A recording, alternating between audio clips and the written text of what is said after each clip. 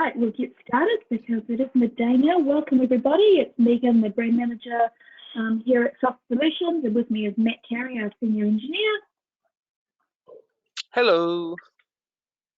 And today we're going to talk about the 3CX and Grandstream paging, particularly the Grandstream GSC SIP Speakers, which has some awesome usage scenarios, and we'll walk you through the interop that has already occurred with 3CX and how to set them up, and then look at, kind of everyday scenarios of how you could be selling these to your customers. So without further ado, we'll get going. We'll finish with a Q&A at the end, and we'll keep it to our bite-sized webinar style.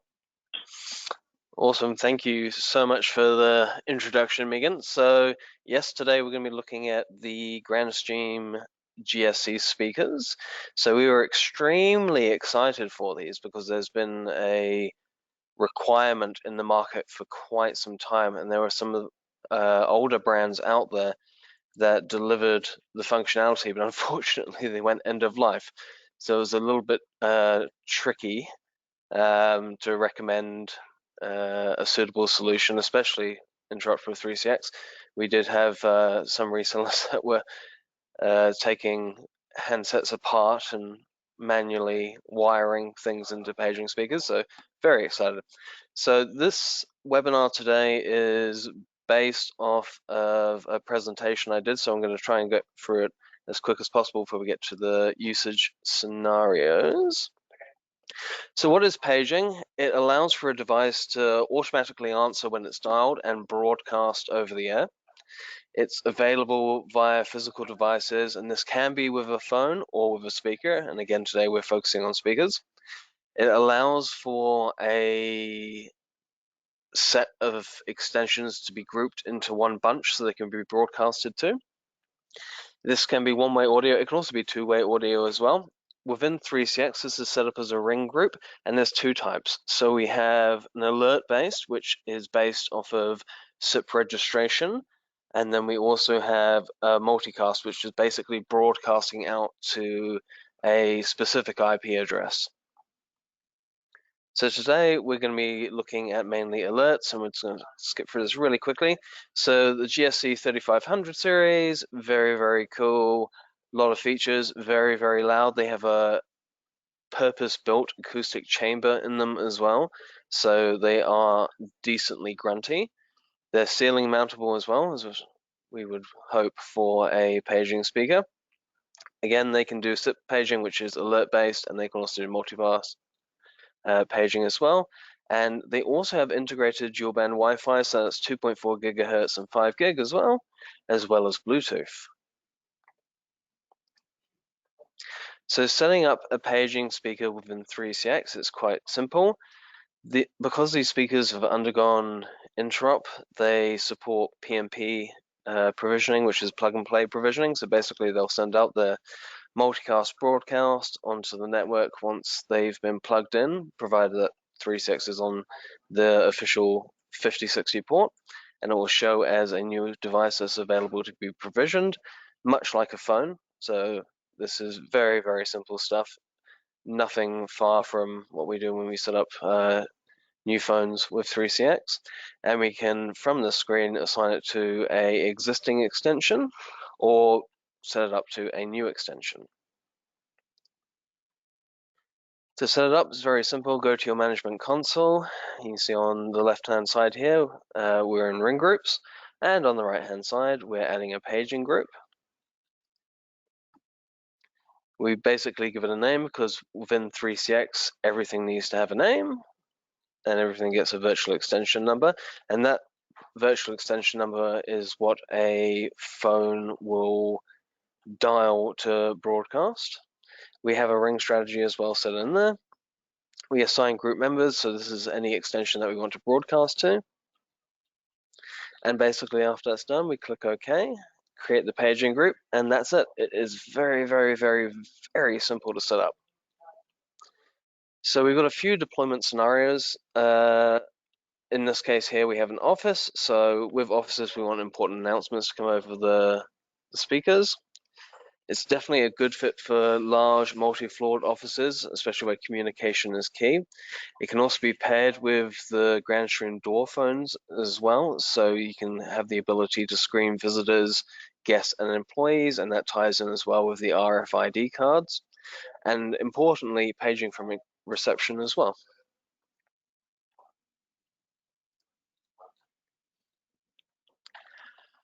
Another really good use case is hospitality. So it's a great fit for hotels, bars, and restaurants.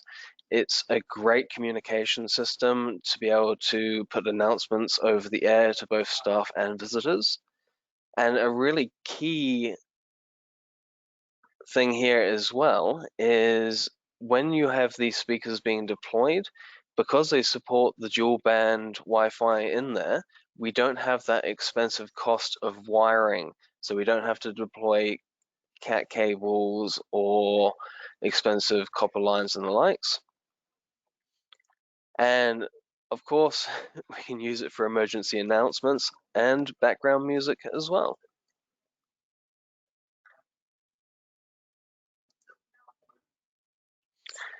Great use case as well for education, especially based out of the, I guess, the 2020 requirements for academic institutions.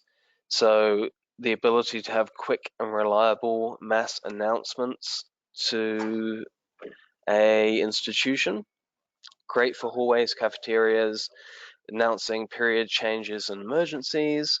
We also have a really cool use case, which Megan and I were discussing recently, where teachers can actually use these speakers as a speaker tied in with their devices via Bluetooth to be able to play music.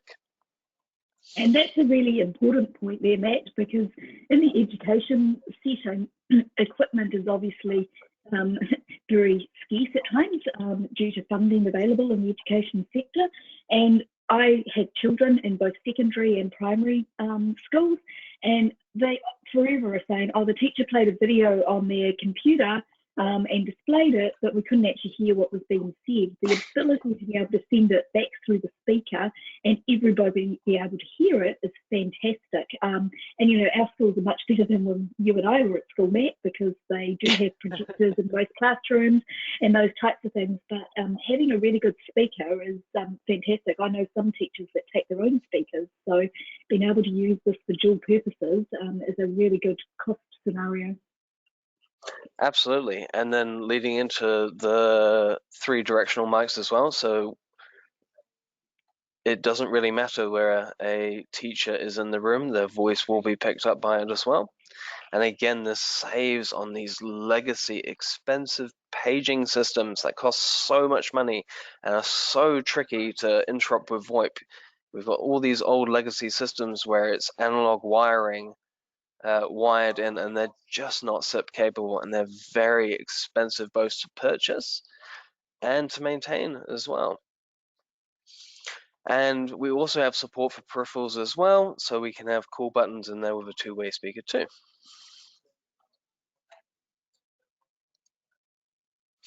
Warehousing. So this is a interesting one which I haven't actually briefed Megan about. So back in the day, I used to work when I first came out of school a very long time ago in the warehousing industry, and phones were a very big pain point. So what these paging speakers allow you to do is have hands-free communication, which is very, very handy, especially if you're very, very deep in the racks. You can announce things like incoming deliveries and things like that. Very good case for end users. That echo chamber in these devices has an excellent strength and very handy for forklift operators. So a fun fact about forklifts is they're typically steered from the rear, and the back of the forklift actually moves at 3 times the speed of the front. And if you have a portable phone anywhere on that, it's going to slide right off and very easily get crushed. So paging speakers are very handy, and especially for noisy environments. When you have things like machinery and forklifts running around warehousing, it's very hard to hear a phone ringing. So these are exceptionally good use case for that, especially for pick and packers as well, so they don't have to run to the courier desk to be able to answer the phone when an order comes in or there's an announcement from reception. And excellent background music for staff. Nobody likes the person that has the stereo blaring FM station that they like and nobody else does. You have great insights here for medical as well. It's great for large medical centers for crystal clear announcements. This has paging for staff, especially important for incoming cases via ambulance or an emergency ER cases. And we also have different priorities here as well. So we can have a certain level of priority for reception, but if a doctor needs to put an urgent page over the speaker, they can actually take over that page, which is obviously very, very critical for our medical institutions.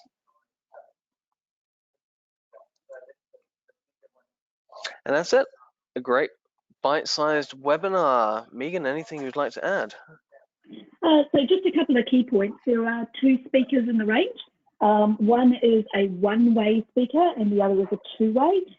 For New Zealand retail purposes, the one-way exclusive of GST is $376.07 plus GST, or that's about $433 including GST. And that's for retail. Obviously, you would contact us for your dealer buy, and when you're deploying multiple units, you'll get your price break. For the two-way system, it's actually not that much more expensive. $423.08 excluding, or about $487 inclusive of GST. So you can see there's not a huge difference between the two units. The ones we're seeing moving the most is the two-way speakers, because of the multiple ways that you can actually use that speaker. But these are available now. Matt is actually going to be releasing a blog around these next week as well, and a video with an unboxing so you can have a look. Once he's filmed that video in the next couple of days, we have a unit here available if you would like to test the unit yourself and set it up with your 3CX or another system, and have a play with the paging. So Matt's had a bit of a play already, but he'll be putting those two extra pieces of collateral together to assist. And the case scenarios that we've suggested are just the tip of the iceberg. You know, you could use these speakers in so many ways, obviously being Wi-Fi and PoE for the power side of things. It's, you know, really simple to deploy them. They integrate and work really well with the Wi-Fi portable phones as well, so that creates a whole nother scenario that they can be used. And yeah, all the feedback and everything we've seen is extremely positive about these units. In fact, I've got resellers saying to me, can they create an outdoor version of the speaker? So, you know, there's, you know, lots of ways that that could go. So we'll open the floor to questions. Any questions that you have, we can answer those for you. Okay, so we've got a few of them. So can it be controlled from GDMS? We will need to confirm that. GDMS came out of beta a little while ago, and it's mainly supporting desk phones at this time, but we can definitely check into that. Can it be just a loud ringer? If you had a ring group and had a set of extensions as part of that, and the speaker was part of that ring group, then yes, it would work as a loud ringer. Very loud if you want it to be very loud too. Exactly. Suitable for workshop deployments, as Megan touched on, yes, it's good. We have had requests for some IP66 rated versions of it, and hopefully we'll see some of those out of the pipeline. Locking down Bluetooth, not from what I understand at this stage, because Bluetooth does have a pin, which has some security, but we would hopefully see some more developments around that in future. And please drop us an email to voip@softsol.co.nz if you want updates on these sorts of functionalities. JC, you legend, quoting schools, love it. I'm not 22, man, jeez. Hey, dynamic volume. Teenager. Do I sound 22? That's probably a good thing, isn't it? Dynamic volume control, not that I'm aware of at this stage. Can we set the pin? Again, not terribly sure. I think it is built into the firmware by default. And visual devices such as the Algo 8180. So again, if they were supported as a SIP extension as part of a ring group, then I imagine they would flash if they were subscribed, and everything could just work together.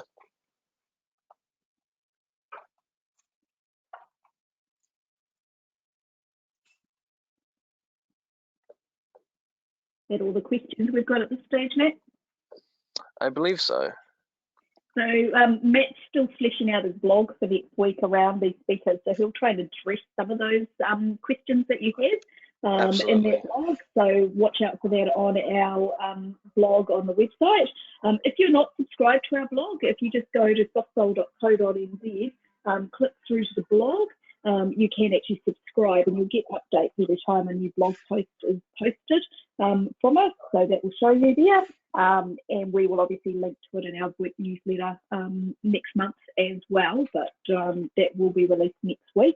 So if there's no further questions there, Matt? We've got a couple. So can we disable Bluetooth? I will need to confirm that. I believe you can, but please stay tuned to the blog post as I undergo some thorough testing with the devices. And as to the IP rating, not sure, unfortunately. Megan, have you heard anything around that? No, I haven't at this point. So again, we'll confirm that for you and come back to you.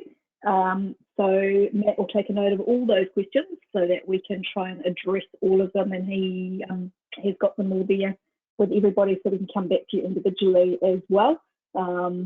So thank you everybody for joining us today. I think from the number of questions, you're all as excited about this device or these devices as we are. And we can see some really good usage scenarios moving forward. And I guess the other key thing is that the price point is such a good price point as well. So really looking positive for these units. Definitely, and please everyone stay tuned to our Soft Soul YouTube and our blog posts. I release a few every month. It sort of ranges a little bit from sales to tech, probably more erring on the side of tech. And I definitely investigate a lot of these things in our reviews as well, so please stay tuned. Excellent. Thanks everybody. Have a great rest of your day. Thanks everyone.